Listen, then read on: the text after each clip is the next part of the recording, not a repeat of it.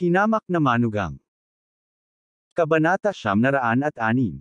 Ang ibang mga eksperto na nakaluhod sa lupa ay namutla din at tumingin kay Dixon Yulong. Kung hindi dahil sa katotohanan na ang kanilang enerhiya ay nabuklod, sila ay lumaban kay Alex Dixon kahit na sa kabayaran ng kanilang buhay. Paglinang sa yugto ng Golden Core, gaano karaming enerhiya ang kinakailangan?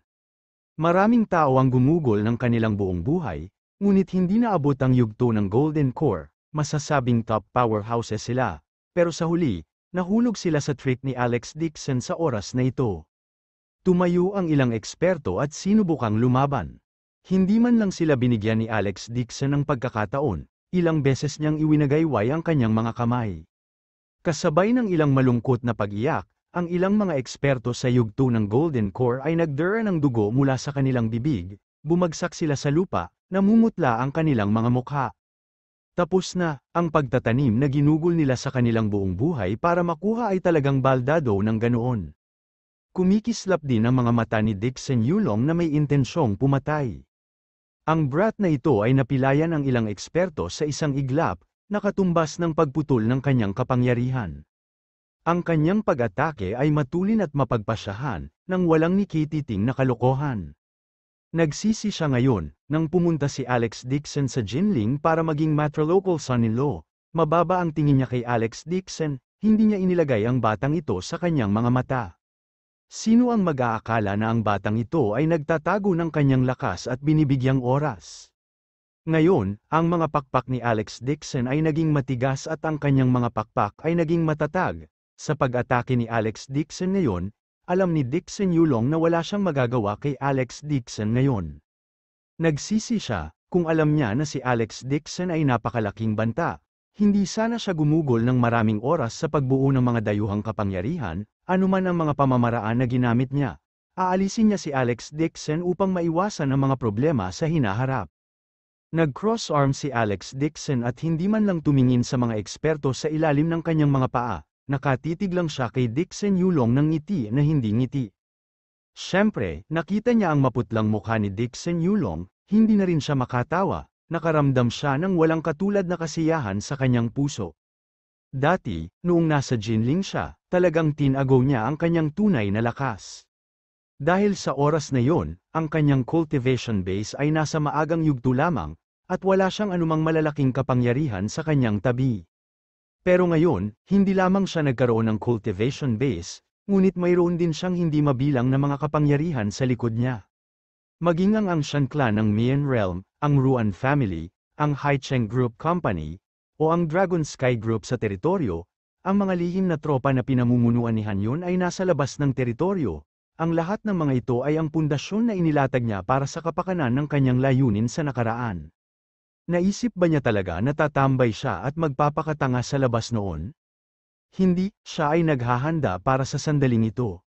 Upang labanan si Dixon Yulong, maraming taon nang nagpaplano si Alex Dixon. Kanina pa niya hinihintay ang araw na ito. Sa oras na ito, pumasok ang lalaking may dilaw na buhok na putol-putol ang katawan at nagsumbong kay Dixon Yulong. Boss Dixon, pinatay na si Baldy, patayin siya kaagad. Nilamon ni Dixon Yulong ang kanyang galit at sinabi kay Alex Dixon, ito ang paliwanag na gusto mo, pantay. Pagkasabi nun ay sumigaw siya ng may madilim na mukha, tara na. Pagkatapos niyang magsalita, tumalikod si Dixon Yulong at humakbang palabas ng pinto na puno ng galit ang katawan. Bahagyang dumilim ang mukha ni Dixon Shenlan at mag-uutos na sana nang pigilan siya. Umiling si Alex Dixon at sinabing, munting tita, kalimutan mo na. Hayaan mo na si Dixon Yulong. Ito ay katawa-tawa, galit na galit si Dixon Shenlan kaya naikayam niya ang kanyang mga kamao. Pumunta siya sa ibang courtyard ngayon para ipakita ang kapangyarihan niya sa akin, buti na lang at nandito ka. Kung hindi, pilit na kinuha ni Dixon Yulong ang matandang master at pinagbantaan ang matandang master na nasa kamay niya. Gusto niyang alisin ang Lins Corporation, hindi ko talaga alam ang gagawin ko. Sabi ni Alex Dixon sa malalim na boses, apurahan ang kalagayan ni Lolo ngayon, kung patuloy tayong mag-aaway, maabala natin siya. Sa oras na ito, naalala ni Dixon Shenlan ang matandang master na nakahiga sa isang wheelchair, mabilis siyang lumapit para tingnan. Nang makita niya ito ay agad siyang napawi ng malamig.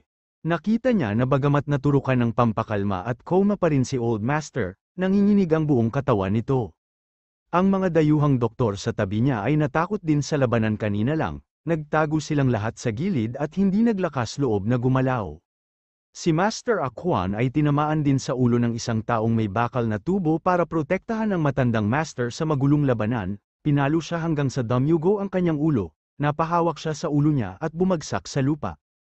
Nagpakawala ng mahabang buntong hininga si Dixon Shenlan, sa kabutihang palad, nalutas ni Alex Dixon ang sitwasyon sa ilang hakbang, kung magtatagal ito, lalala pa ang kalagayan ng matandang Master. Walang pakialam si Dixon Shenlan kay Alex Dixon at mabilis na sinabi, sasamahan ko ang matandang Master at Master Aquan sa ospital para magpagamot muna. Pagkasabi nito ay dali-dali niyang dinala ang tao at inihatid ng Armed Forces team members ng Dixon family sa ospital. Agad ding umalis si Alex Dixon sa kabilang pesyo at nagmamadaling bumalik para makita ang asawa. Ngayon pa lang ay hindi na niya napigilan si Dixon Yulong dahil nadiskubre niyang may isang payat na matandang nakatayo sa kanang bahagi ni Dixon Yulong, hindi siya kumikilos mula sa simula hanggang sa huli. Hindi niya talaga masabi ang cultivation base ng matandang ito. Kahit si Alex Dixon ay hindi masabi ang cultivation base ng matandang ito ay maaaring mga hulugan lamang na ang cultivation base ng matandang ito ay nasa itaas ng Golden Core Realm, at mas mataas kaysa sa mga ekspertong dinala ni Dixon Yulong.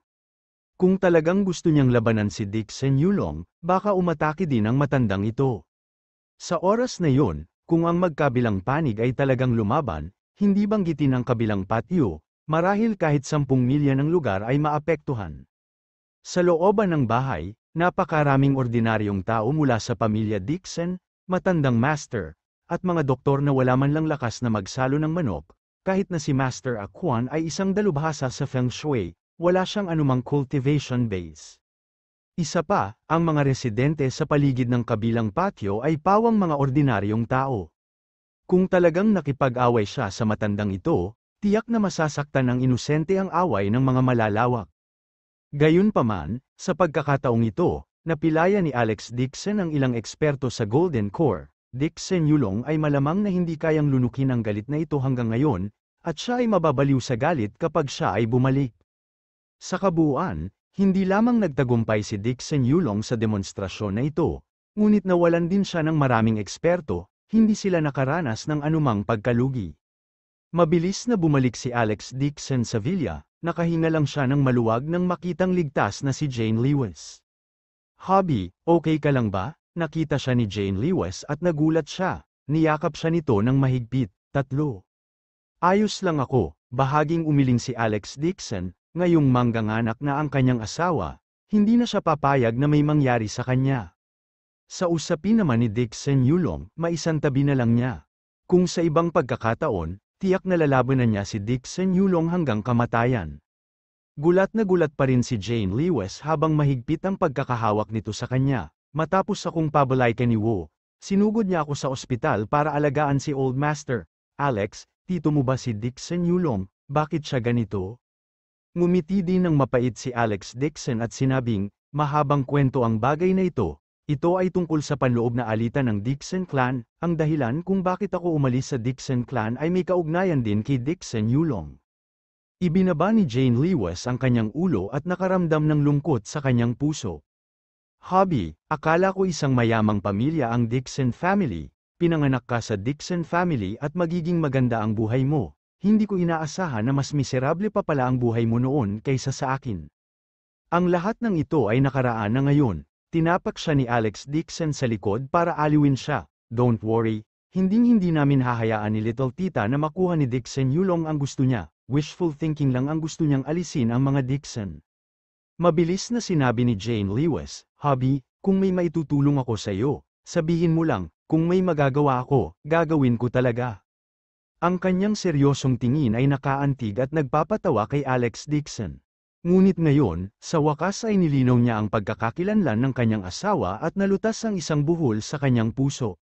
Ipinulupot niya ang braso sa balikat ni Jane Lewis. Miss, hindi mo naman ako masisisi kung bakit ko tinago ang pagkatao ko dati, di ba? Saglit na nag-alinlangan si Jane Lewis at hindi kumunat ang noo. Hobby, tell me honestly, Ikaw ba ang tagapagmana ng Dixon family o Dixon Waian, ang maalamat na tagapagmana ng Dixon family, si Dixon Waian ba? O si Dixon Waian, o ikaw? Kabanata 907. Alam niya na bumalik lang si Alex Dixon sa Dixon clan, ngunit wala siyang ideya kung sino ang magiging master ng Dixon family. Siyempre ako ito, ngumiti ng mapait si Alex Dixon at sinabing, ang ama ni Dixon Waian ay si Dixon Yulong, at ang kanyang ina ay isang dayuhang babae. Hindi man lang siya pumasok sa family tree ng Dixon family, at ang matandang master ay pumasok. He want to acknowledge him. Paano niya mamanahin ang Dixon family?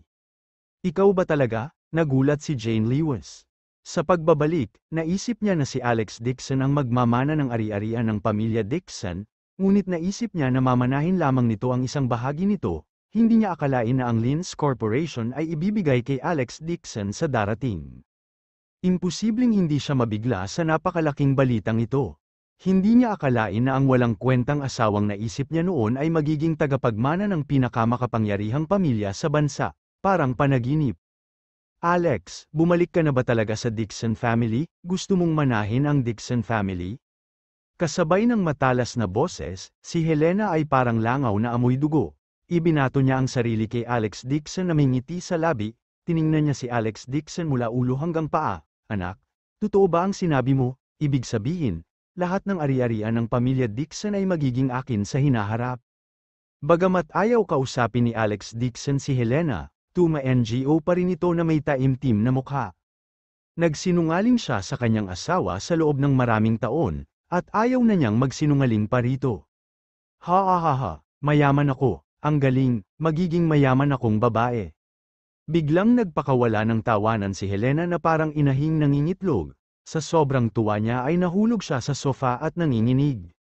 Sa harap ng kanyang mga mata, parang isang bundok ng ginto ang lumitaw at naghihintay na ilipat niya ito. Talagang hindi niya inaasahan na ang manugang na dati niyang naisip na basura ay biglang magiging kahalili ng numero 1 pamilya ni Yansia. Tumawa si Helena na parang nabaliw, tawa ng tawa na hindi na siya makahinga. Kinailangan niyang mabilis na mag-post sa kanyang WeChat moments para magpakitang gilas at makita ng mga matandang kapatid na babae na minamaliit siya kung gaano siya kayaman. Habang nasa sabik si Helena, sumimangot si Jane Lewis at sinabing, Nay, huwag kang masyadong maaga, hindi pa pwedeng maging tagapagmana ng Dixon family si Alex. Ang kanyang mga salita ay parang isang balde ng malamig na tubig na bumagsak sa ulo ni Helena. Natigilan sandali si Helena at biglang tumalon mula sa sofa. She looked at Alex Dixon and scolded, Na-offend mo ba si Dixon Old Master? Let's go. Dadalhin kita agad sa Dixon family at lumuhad para humingi ng tawad. Pinigilan siya ni Jane Lewis at ipinaliwanag, ngayon ang tiyuhin ni Alex, si Dixon Yulong, ay bumalik mula sa ibang bansa at nagpaplanong muli ang ari-arian ng pamilya Dixon. Kung aalisin nila ito, hindi magiging tagapagmana ng Dixon family si Alex. Nay, huwag kang magdulot ng gulo para kay Alex sa oras na ito. Ano, hindi ka pwedeng maging tagapagmana? Nag-grin ang mukha ni Helena nang marinig yun. Pinasaya mo ako nang wala lang, alam kong nagyayabang ang basurang ito. Paano siya magiging tagapagmana ng Dixon family? Dapat si Dixon Waian, young master. Galit na galit siya, naisip niya na ang basurang ito ay naging isang phoenix sa isang sangay at naging tagapagmana ng pamilya Dixon, hindi niya inaasahan na magiging kalokohan ang lahat. Galit na galit si Helena kaya ipinatong niya ang kanyang mga kamay sa kanyang balakang at matiim na tinitigan si Alex Dixon. Basura ka, nabaliw ka siguro sa pag-iisip tungkol sa pera, alam ko na, paano ka naman magiging tagapagmana ng Dixon family ng ganito, anak? Huwag kang maniwala sa kalokohan ng basurang ito, he's just trying to make you masaya. Nang makita ang mata ko na tingin ni Helena, nakaramdam ng labis na pagkasuklam si Alex Dixon. Ang matandang hag na ito ay lampas sa pagtupad. Sa hapon, nagalit ito sa matandang master ni Dixon kaya nanambalik ang dati niyang sakit, kung ang kanyang asawa ay nanganak ng isang bata, kung si Helena ay patuloy na tumatalon-talon upang magdulot ng gulo, sino ang nakakaalam kung anong uri ng kaguluhan ang kanyang idudulot. Malamig na sabi ni Alex Dixon, Helena, napagpasyahan ko nang ibalik ka kay Jinling. Ano, gusto mo akong paalisan? Sandaling natigilan si Helena. Bigla siyang tumalon at sumigaw, hindi ako aalis, anong karapatan mo para itaboy ako? Nagulat din si Jane Lewis at mabilis na tinanong si Alex Dixon, ibabalik mo ba talaga ang nanay ko kay Jinling? Tuma-NGO si Alex Dixon na may malungkot na mukha. Miss, this is a time of emergency, para sa kaligtasan niyo ni nanay. Mainam na bumalik muna sila mama at papa sa Jinling, kapag may anak ka na sa Yan Capital, ay magpapadala ng mas maraming tao upang mag-ingat sa iyo at protektahan ang iyong kaligtasan. Kumunat ang noo ni Jane Lewis, alam niyang tama ang sinabi ni Alex Dixon. At saka, kahit sabihin pa niya kay Helena ang nangyari, sa personalidad ni Helena hindi siya maniniwala. I am not leaving, you trash want to drive me away, biglang ayaw gawin ni Helena. Umupo siya sa sofa at kinuha ang dati niyang propesyon para gumawa ng eksena. Umiyak siya at sumigaw. Noon, kapag umiiyak si Helena, nanlambot at pumayag ang puso ni Jane Lewis ngunit ngayon ay pinatigas niya ang kanyang puso at sinabi kay Helena, Nay, ginawa rin ito ni Alex para sa ikabubuti mo, sa pagkakataong ito, babalik ka kay Jinling, kasama sina tatay at tito at tita.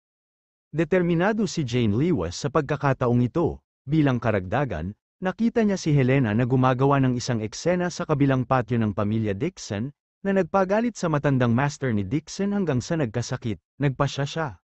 Hindi na niya hahayaang manatili pa rito si Helena. Ang kanyang biolohikal na ina ay nagdulot ng sapat na problema para kay Alex Dixon, ngayon ay napakatagal na panahon, hindi na niya kinaladkad si Alex Dixon pababa. Noong una ay inakala ni Helena na sapat na ang paggawa ng eksena, hindi niya inaasahan na tutulungan talaga ng kanyang anak si Alex Dixon, kaagad. Nakaramdam siya ng kawalan ng pag-asa at malungkot na sinabi, Anak, ayaw mo na ba talaga sa iyong ina? Nang makita ang lumuluhan na anyo ni Helena, ang puso ni Jane Lewis ay nalungkot at nasasaktan. Sa bandang huli, si Helena rin ang kanyang biological mother ngunit kamakailan lamang ay naging sobra-sobra na ang mga kinikilos ni Helena at hindi niya kayang malaman ang paghihirap ng kanyang asawa. Mom, you and Dad can go back to Jinling. Alex and I will come to see you often in the future. Sa oras na yun, bibigyan ko kayong dalawa ng 1,000,000 yuan na gastusin taon, ang villa sa Jinling ay para sa iyo ang tirahan. Sinamantala rin ni Alex Dixon ang pagkakataong sabihin, Nay, ayaw mo ba ng malaking villa, basta babalik kayo ni tatay sa Jinling, ang pangalan mo ay isusulat sa property at villa sa Jinling. Nang makitang iisa ang pinag-uusapan nilang dalawa at hindi siya pinakinggan ng kanyang anak, walang magawa si Helena kundi ang mag-atubiling sabihin, Pag-iisipan ko. Natakot si Alex Dixon na babalikan niya ang kanyang mga sinabi, kaya sinabi niya, pagbalik ni tatay, maaari mong pag-usapan sina tatay at tiyo at bigyan ka pa ng 3 araw para pag-isipan yun. 5 taon na siyang nakasama ni Helena, sa 5 taon na ito, naging sapat na siya sa kakaibang biyenang ito. Ngayon ay sa wakas ay nagkaroon na siya ng pagkakataong umalis kasama si Helena, ayaw nang makasama ni Alex Dixon. Ang mamuhay kasama ang kanyang asawa sa mundong may 2 tao, hindi magandang mamuhay sa mundong may 3 tao mula ngayon. Matapos ibalik si Helena sa kanyang kwarto, sumimangot si Jane Lewis at bumuntong hininga. Nakita ni Alex Dixon ang kanyang nag-aalalang ekspresyon at sinabi sa kanyang puso, Asawa, kung hindi mo talaga kayang makipaghiwalay sa iyong mga magulang, hayaan mo silang manatili sa Yan Capital. Hindi. Tumingala si Jane Lewis sa kanya at seryosong sinabi, Hubby, nag-aalala ako sa iyo. Napakaraming eksperto ang kasama ni Dixon Yulong, at ngayon ay nagpaplano siyang bawiin ang pamilya Dixon, paano kung patayin ka niya? Asawa, naantig si Alex Dixon, hindi niya akalain na ang kanyang asawa ay higit na nag-aalala sa kanyang sariling kaligtasan. Umiling siya at sinabing, huwag kang mag-alala, hindi ako magagawang saktan ni Dixon Yulong. Lalo akong nag-aalala sa'yo. Noong una, binalak ni Alex Dixon na pabalikan din si Jane Lewis kay Jinling, para makalayo siya sa Yan Capital, na isang mapanganib na lugar. Gayunpaman, nagbago ang isip niya, kung ang kanyang asawa ay bumalik sa Jinling at siya ay nasa Yan Capital, kung ang kamay ni Dixon Yulong ay umabot kay Jinling, siya ay napakalayo para iligtas siya. Nang iwan niya ang kanyang asawa sa kanyang tabi at nagpadala ng maraming tao para bantayan ito ay gumaan ang pakiramdam niya. Kabanata 908 sa sandaling yun, tumunog ang telepono ni Jane Lewis. Kinuha niya ang telepono, ngunit wala pang 1 minuto, nagbago ang ekspresyon ng mukha niya. Miss, anong problema? Nakita ni Alex Dixon ang maputlang mukha ni Jane Lewis, kaya agad niyang inakbayan ang asawa at inalalayan nitong maupo sa sofa. Ang kumpanya, may nangyari sa kumpanya, nanginginig ang mga labi ni Jane Lewis habang mahigpit na niyakap si Alex Dixon, nagpanik ang mga mata niya. Bahagyang kumunat ang noo ni Alex Dixon, kadalasan, napakakalma ng kanyang asawa, ito ang unang pagkakataon na nakita niyang nagpanik ng ganito ang asawa. Ibigay mo sa akin ang iyong telepono. Walang sabi-sabi, kinuha niya ang phone ni Jane Lewis at inon ang speaker mode. Pagkabukas pa lang niya ay maririnig na mula sa telepono ang pag-aalalang sigaw ng company secretary. President Lewis, ano ang dapat nating gawin ngayon? Ilang pangunahing shareholders ng kumpanya ang lahat ay pumunta sa kumpanya, na nagsasabing gusto nilang ibigay ang karapatan sa pamamahala ng kumpanya sa mga taong ipinadala ni Dixon Huaiyan. Sila talagang nasa kanilang mga kamay ang mga bahagi ng aming kumpanya. May mahina ring ingay na nagmumula sa telepono, parang nagtatalo ang mga empleyado ng kumpanya. Si Jane Lewis ay walang pakialam sa kumpanya, hindi siya karapat-dapat na maging boss ng kumpanya. Ibigay ang kumpanya kay Young Master Dixon, gusto naming maging pag-aari ng Lins Corporation. Oo, hayaan mong tapusin ni Jane Lewis ang klase. Nanlamig ang mukha ni Alex Dixon nang marinig yun. Hindi niya talaga inaasahan na ganoon kabila si Dixon Yulong, sa isang kisap lang ng mata, hinayaan niya talaga ang kanyang anak na si Dixon Huaiyan na pumunta sa kumpanya ng kanyang asawa para manggulo. Ano ang dapat nating gawin, asawa? Sa sobrang pagkabalisa ni Jane Lewis ay halos sumigaw siya. Nagpapadala na ngayon si Dixon Huaiyan ng mga tao sa kumpanya. Gumagawa din ng gulo ang mga shareholders ng kumpanya. Gusto nilang magbitiw ako sa posisyon ng presidente. Wife, don't panic. Pupunta muna ako sa kumpanya para tingnan, pag-aalo ni Alex Dixon sa kanya. Tumayo si Jane Lewis at inalalayan ang sarili, sasamahan kita. Nasa bahay ka, ako na talaga ang bahala sa bagay na ito, sabi ni Alex Dixon at idiniin si Jane Lewis sa sofa. Ngayong nanggugulo si Dixon Huaiyan, hindi na niya maaaring hayaan ang kanyang asawa na pumunta sa eksena. Ang motibo ng kabilang partido ay ang galit ni Jane Lewis sa kritikal na sandaling ito at ihalo ang tubig, hindi siya mahuhulog sa panluloko ng kabilang partido. Namula ang mga mata ni Jane Lewis habang mahigpit na pinipilipit ang kanyang mga daliri. Ang Green Cloud Construction Company ay itinatag niya lamang, mula sa Jinling hanggang sa kasalukuyang kumpanya ng Yan Capital, naglagay siya ng maraming pagsisikap. Hindi niya matanggap na ipapasa ang kumpanya sa ibang tao. Nang makitang malungkot si Jane Lewis, mataimtim na nangako sa kanya si Alex Dixon, huwag kang mag-alala, pupunta ko at tingnan muna ang eksena, hindi ko hahayaan na makuha nila ang gusto nila. Walang magawa si Jane Lewis kundi ang tumango sa kanyang ulo na may luha sa kanyang mga mata. Sa oras na ito, ang kanyang asawa lamang ang mapagkakatiwalaan niya. Umalis si Alex Dixon sa villa at agad na tinawagan si Wang Lexio. Ano ang nangyari sa construction company sa Green Cloud Continent? Boss Dixon, tatawagan lang sana kita. Kinabahan din si Wang Lizu. Construction company ng asawa mo. Dati, malaki ang investment ng expansion nila. 100 million yuan of investment ang na-invest ng isang overseas company. Hindi ko akalain na ang boss sa likod ng overseas company na ito ay si Dixon Huaiyan. At saka, marami sa mga shareholder ng kumpanya ng pamumuhunan ay mga tao rin ni Dixon Huaiyan para ipaalam sa Dixon Huaiyan na pamahalaan ang kumpanya. Hehe, interesting, tumaas ang kilay ni Alex Dixon. Ang Dixon Huaiyan na ito ay malamang na pinlano na ito noon pa man. Talagang naglaro siya ng ganoong kalaking laro ng chess para lang ulitin ang kumpanya sa isang kritikal na sandali at bigyan ng matinding suntok si Jane Lewis. Nais niyang samantalahin ang sitwasyon ni Jane Lewis upang pukawin ang gulo at gawin siyang mag-alala sa loob at labas. Dahil gustong maglaro ng grupong ito, sisabayan niya sila. Nang si Alex Dixon sa pagtawag, ilang beses pa niyang tinawag si Han Yun. Tara na at dalhin natin ang ilang tao sa Chindian Company para makilala si Dixon Huaiyan. Gusto niyang makita kung anong klaseng pakulo ang maaaring hilahin ng mga taong ito. Makalipas ang 1 minuto, huminto ang sasakyan ni Alex Dixon sa pasukan ng gusali ng construction company ng Chindian. Kamakailan lamang, nagpapahinga si Jane Lewis sa bahay, ang mga usapin ng kumpanya ay pansamantalang ipinaubaya kay Wang Kai at Baldi upang asikasuhin. Ngayon, maraming tao ang nagkukumpulan sa entrance ng kumpanya. Tuloy-tuloy din ang pagkuha ng litrato ng mga reporter sa pasukan, may mga tao pang ang humila ng malaking pulang banner, ang mga salita sa banner ay sumisigaw na si Jane Lewis ay bumaba sa pwesto. Nang makita ang mga taong ito na nagpapakita ng kanilang kapangyarihan, na nagdilim ang mukha ni Alex Dixon. Ang grupong ito ng mga tao ay halatang gangster sa paligid. Karamihan sa kanila ay tinanggap ni Dixon Huaian para manggulo. Ang kanilang layunin ay palakihin ang bagay. Mabuti na lang at pinilit niyang patuloyin ang kanyang asawa sa bahay, kung hindi, siguradong magagalit si Jane Lewis na mahihimatay siya kapag nakita niya ang eksenang ito. Sa oras na yon, makakaapekto ito sa bata sa kanyang sinapupunan, at iyon ay magiging isang malaking problema. Bumaba si Alex Dixon sa kotse at humakbang papunta sa pasukan ng kumpanya.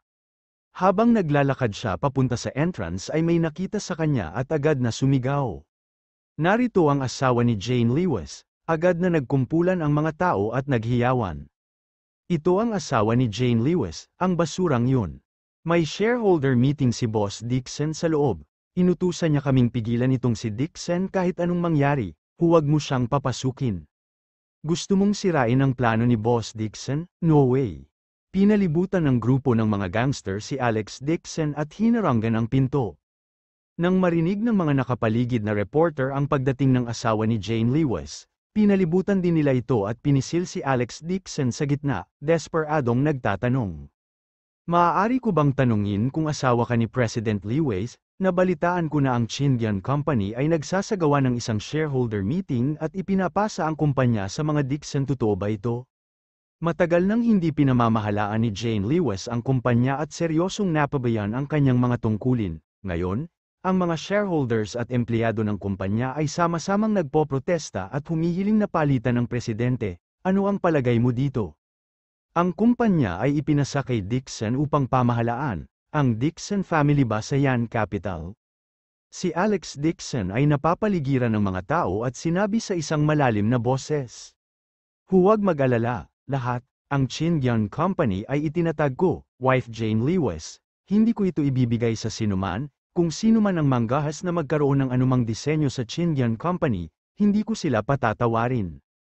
Nang matapos siyang magsalita ay biglang sumugod palabas ng kumpanya ang isang grupo ng mga bodyguard na may mga electric baton at nagsisigawan habang tumatakbo. Inutusan kami ni Boss Dixon na huwag hayaang umakyat si Alex Dixon para maiwasang maapektuhan ang pagpupulong ng mga shareholders. Hindi miyembro ng kumpanya si Alex Dixon, wala siyang karapatang pumasok sa kumpanya, lahat, pigilan mo siya. Ang grupo ng mga bodyguard na ito ay parang hindi pamilyar sa mga mukha, hindi sila mula sa Chindian Company, napatingin sa kanila si Alex Dixon at dumilim ang mukha.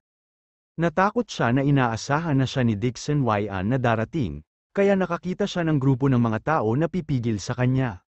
Ang grupong ito ng mga tao ay walang kapantay para sa kanya.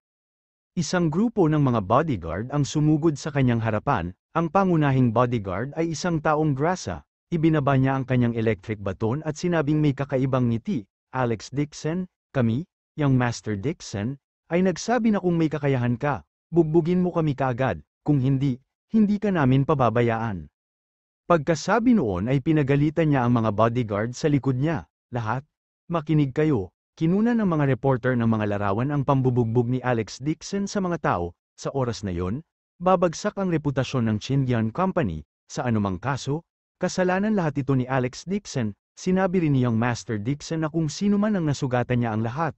Huwag matakot na ang batang ito ay maglaro sa TV at maging sikat. Nang matapos magsalita ang mataba, tumingin siya kay Alex Dixon at ngumiti ng masama, may bahid ng kasiyahan sa kanyang ngiti. Napatingin si Alex Dixon sa mga bodyguard na ito at nagtaas ng kilay. Ito ang bili ni Dixon Huaian, ang pagpapadala sa iyo dito ay para hayaan kitang bugbugin. Kabanata 900 Oo, narinig ko mula kay Young Master Dixon na medyo makapangyarihan ka. Halika, kung mayroon kang kakayahan, pagkatapos ay umatake. Malamig ng ngiti sa labi ng taong grasa, iniunat pa nito ang ulo at tinapak ito sa noo, mag-away tayo dito. Gayunpaman, sinabi ni Young Master Dixon na siya ay gagantimpalaan ng 100,000 yuan para sa mga menor de edad na napinsala, at 1,000,000 yuan para sa malubhang pinsala. Nag-cross arm si Alex Dixon at malamig na umungol, "Kayo naman ang tumawag sa mga reporter dito, di ba? Gusto mo sinadya ko silang patulan. Tapos kinunan ako ng litrato ng mga reporter. Tapos, ikakalat ng media ang balita at sasamantalahin ang pagkakataong ito para sirain ang Xinjiang Company. Hehe, paano kung malaman mo, ang taong grasa ay labis na mayabang? Bibigyan kita ng 3 pagpipilian ngayon, ang isa ay sumuko at umalis, ibigay ang kumpanya kay Young Master Dixon, 2, may nataman ka, na naging dahilan upang masira ang reputasyon ng Xinjiang Company, nawasak ang kumpanya, 3, luluhod ka on the ground and kowtow to Young Master Dixon in front of everyone, admitting your mistake siguro dahil sa pakikiramay. Binibigyan ni Young Master Dixon ang asawa mo ng ilang bahagi bilang alaala naglilinis ng mga kabeta sa kumpanya. Ang mataba ay may angas na mukha, at siya ay labis na mayabang. Hindi siya natatakot na kumilos si Alex Dixon, sinadya pa niya itong i-provoke. Ngumiti si Alex Dixon, "Bibigyan kita ng 3 pagpipilian, una, mapalayan ka sa akin, pangalawa, mapalayan ka ng ibang tao, pangatlo, ikaw mismo ang mapalayan, piliin mo." F***CK, pinaglalaroan mo ako, galit na galit si Fatty kaya tumalsik ang laway niya sa kung saan-saan habang sinisigawan si Alex Dixon, "Halika, sampalan mo ako, basura ka, bugbugin mo ako kung may kakayahan ka, patawarin kita dahil hindi ka naglakas loob na hampasin, ikaw basura, hindi ka man lang maglakas loob na saktan ako." Tulad ng mayayabang na sumisigaw ang matabang lalaki at siguradong hindi maglalakas loob na salakayin siya ni Alex Dixon. Biglang umunat ang isang paa mula sa gilid at sinipa ng malakas ang baywang ng matabang lalaki, dahilan para matamba ito sa lupa. Isang kahabag-habag na sigaw ang pinakawalan ni Fatty habang nakahawak sa kanyang baywang, na masakit sa pagkahulog, at umuungal, Sino ang sumipa sa akin?" "Ang iyong ama." Sa isang galit na galit, si Hanyon ay tumalon pababa mula sa kotse na parang isang bakal na tore. 17 hanggang 8 camouflage truck ang huminto sa gilid, at isang malaking grupo ng mga espesyal na ahente na nakasuot ng itim na combat suit at may dalang mabibigat na armas ay tumalon pababa. Bago pa makabangon si Fatty sa lupa, gulat na gulat siyang napatingin sa grupo ng mga tao. Natigilan din ang dosenang mga bodyguard na dala niya. F***CK, what the hell? Ang mga tropang panlaban ay lumipat na. Nang ang mga tao ay nagulat, ang dagandong ng isang makina ay nagmula sa langit, at isang anino ang tumawid sa lupa. Tumangala si Fatty at sa sobrang takot ay halos hindi na niya maisara ang kanyang bibig. Nakatitig siya sa langit, ganap na tulala.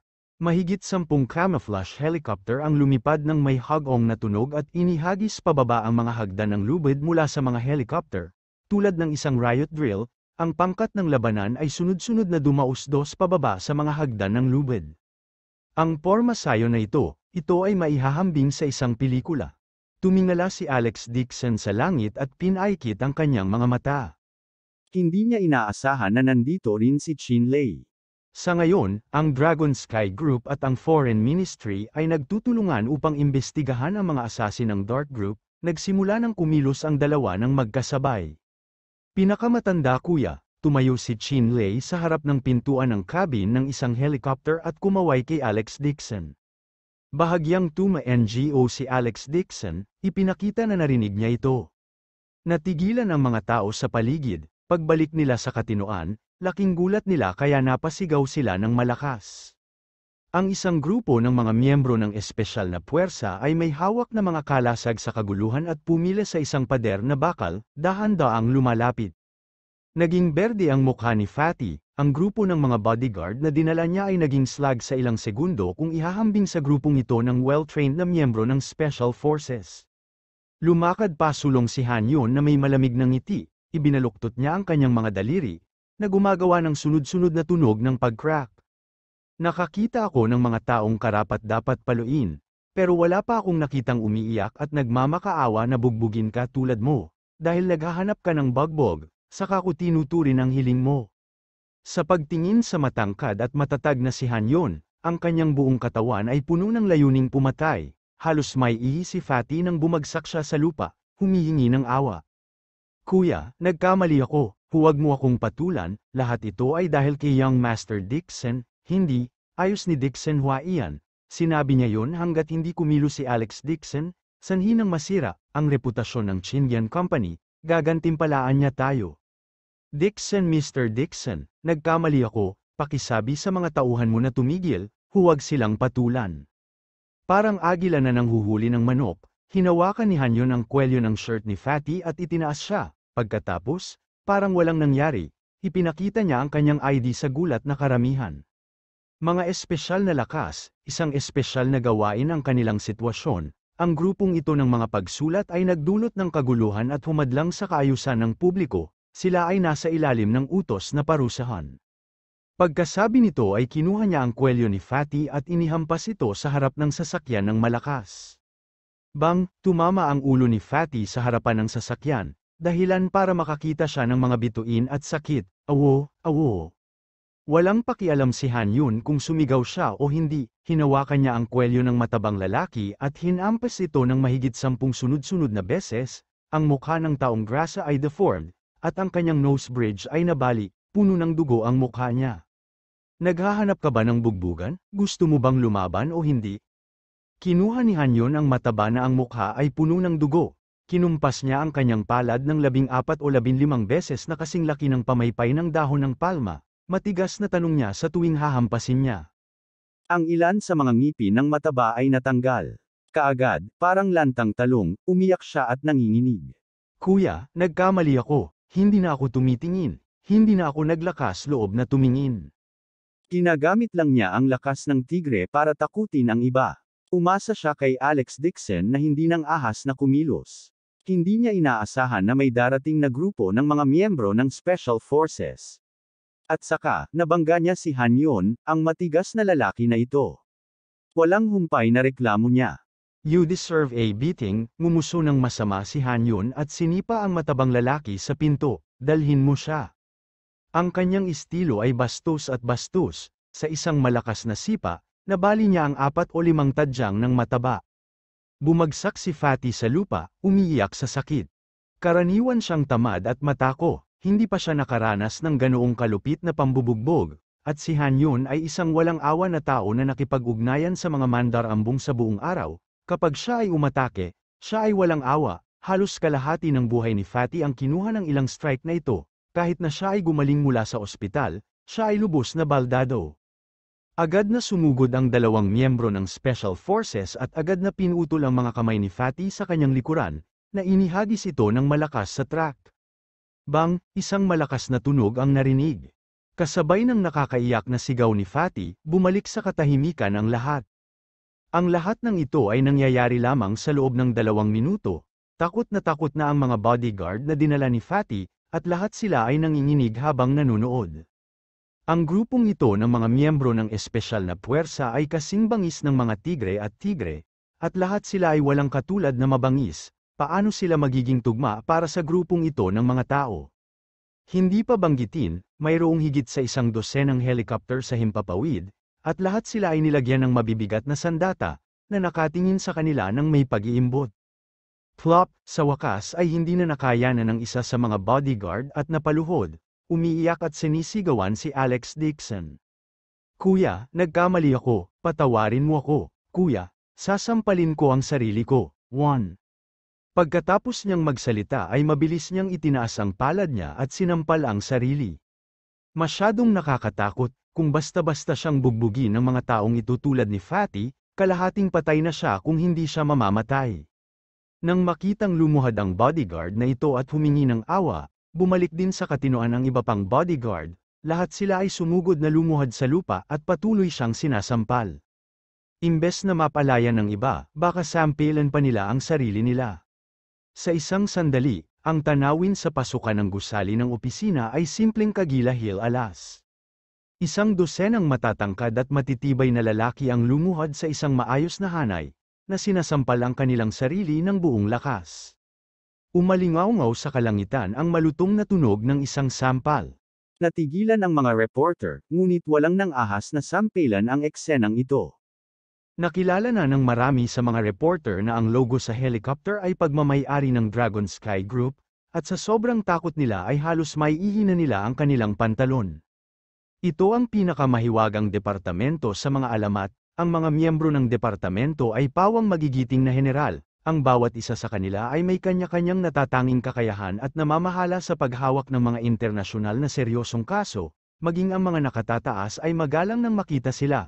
Kung maglakas loob silang random na magulat ng tsismis tungkol sa Dragon Sky Group, maaaring naghihintay silang makatanggap ng isang set ng silver posas. Kabanata 910 Gusali ng opisina ng Chindian Corporation. Sa meeting room sa pinakataas na palapag, si Dixon Huaiyan ay nakasuot ng suit at ang kanyang mga kamay ay nasa conference table. Tiningnan niya ang mga shareholder sa meeting room ng may kasiyahan. Sa sandaling ito, yumuko ang sekretarya sa tabi niya at nagsumbong sa mahinang boses. President Dixon, napag-usapan na namin ang mga tuntunin sa lahat ng shareholders, susuportahan kanila para kunin ang Chindian Corporation.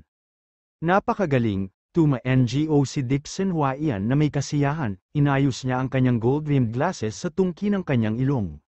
Sa totoo lang, wala sa kanya ang Chindian Company.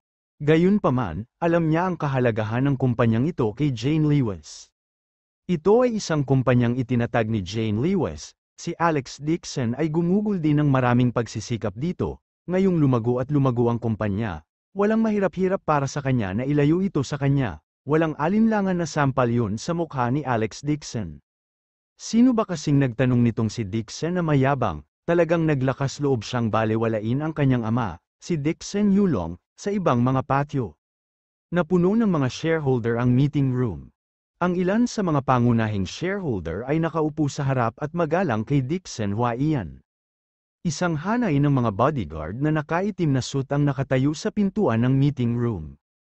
Upang maging ligtas, nakahanap din si Dixon Huaiyan ng napakaraming gangster na magbabantay sa ibaba at magdala ng malaking bilang ng kanyang sariling mga tao upang pigilan si Jane Lewis na sumugod para magdulot ng gulo. Pinunasan ni Dixon Huaiyan ang kanyang lalamunan at inihayag sa karamihan. Lahat naman, regarding the purpose of this shareholder meeting, I believe alam na ng lahat, right? Bilang presidente ng Chindian Company, hindi man lang inisip ni Jane Lewis ang kumpanya. Matagal na siyang absent sa kumpanya. Imposibleng paunlarin ang kumpanya na ganito. Sa oras na yun, ang mga interes ng lahat ay magiging magdusa ng malaking kawalan. Para sa kapakanan ng lahat, sa pagpupulong ng shareholder na ito, sana ay mapag-usapan at iboto ng lahat na tanggalin ang posisyon ng presidente ni Jane Lewis at hayaan ang isa pang ambisyosong tao na kumuha ng responsibilidad. Nang matapos magsalita si Dixon Huaiyan, ilang pangunahing shareholders ang kaagad na tumugon. Oo, sinusuportahan namin si Young Master Dixon. Si Jane Lewis ay hindi karapat-dapat na maging presidente ng Chindian Company. Pinili ko si Young Master Dixon na maging presidente ng Chindian Company. Sinusuportahan namin si Young Master Dixon. Hayaan mong makaalis si Jane Lewis sa kumpanya. Sa meeting room, sunod-sunod na tumugon ang mga shareholder, lahat sila ay nasa mataas na espiritu at patuloy na tinutuligsa si Jane Lewis. Paano kung nilikha ni Jane Lewis ang kumpanya gamit ang kanyang sariling mga kamay? Ang tao sa entablado ay si Young Master Dixon mula sa Dixon Clan. Ang nakikita pamilya sa bansa, kung makakasakay ang Chindian Company sa bus ng pamilya Dixon, mag-aalala ba sila na hindi sila kumita ng pera? Nang makita ang mga shareholder sa mesa na nagpapahayag ng kanilang suporta, isang nasisiyahang ngiti ang lumitaw sa mukha ni Dixon Huaiyan. Itinaas niya ang kanyang mga kamay at idiniin ito pababa mula sa himpapawid. Nakangiting sinabi niya, dahil ang lahat ng mga shareholder ay may parehong opinyon, pagkatapos ay magkaroon tayo ng isang boto upang magpasya kung sino ang magiging presidente ng kumpanya. Sa sandaling matapos magsalita si Dixon Huaiyan, nagkaroon ng malakas na putok. Ang dalawang solidong kahoy na pinto sa meeting room ay biglang nabasag ng isang tao mula sa labas ng malakas na putok. Isang figura ang pumasok na may malalaking hakbang mula sa loob ng usok at alikabok. Nang makita niya ang mga figurang ito sa unang pagkakataon, agad na nagbago ang ekspresyon ni Dixon Huaiyan habang nakikita ito sa kanya. Alex Dixon, nagulat din ang mga shareholder sa meeting room, nakatitig silang lahat sa kanya. Sinipa niya yung pinto, dinala niya ang kanyang mga tauhan at sumakay. Napakalakas ng aura, ang mga kamay ni Alex Dixon ay nasa kanyang bulsa habang siya ay maluwag na naglalakad papunta sa meeting room, para bang wala siyang kinalaman sa kung sino-sino, iniwas niya ang tingin sa karamihan na parang walang nangyari at nakangiting sinabi. Nasaan sila? Anong klaseng pagpupulong ito? Napakasigla. Sa sandaling ito, nabawi ni Dixon Huaiyan ang kanyang katinoan at sumigaw ng may taimtim na mukha. Nasaan ang bodyguard? Hindi ba't hiniling ko sa iyo na pigilan siya? No need to shout, nagtaas ng kilay si Alex Dixon at tinitigan si Dixon Huaiyan ng mapanukso. Ibinaba ko na ang grupo ng mga walang kwentang bagay sa ilalim ng iyong mga utos. Curious talaga ako.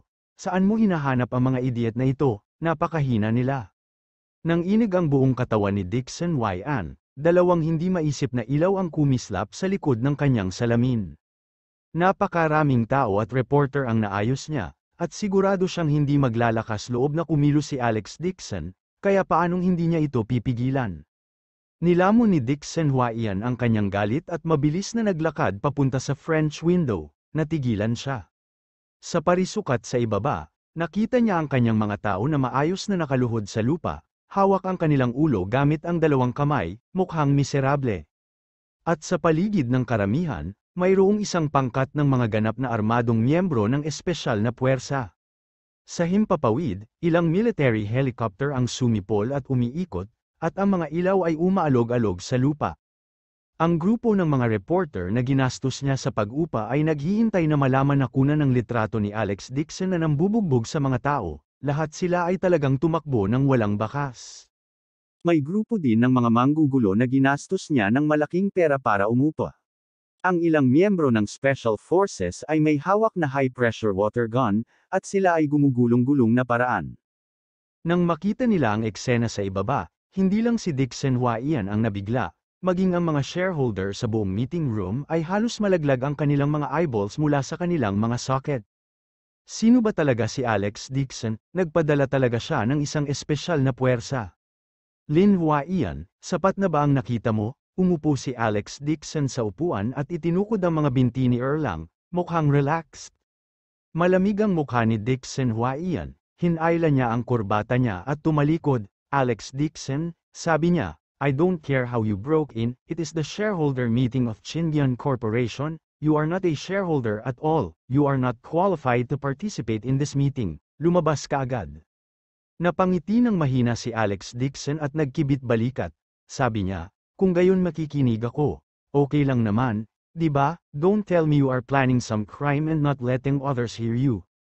Ang kanyang mapagmataas na ugali ay nagpagalit kay Dixon Huaiyan kaya lumabas ang usok sa kanyang mga mata, tenga, ilong, at bibig, mabangis siyang sumigaw, walang kinalaman sa iyo ang usapan ng shareholders meeting, kung gusto mong marinig ito, maaari mong hilingin kay Jane Lewis na lumapit.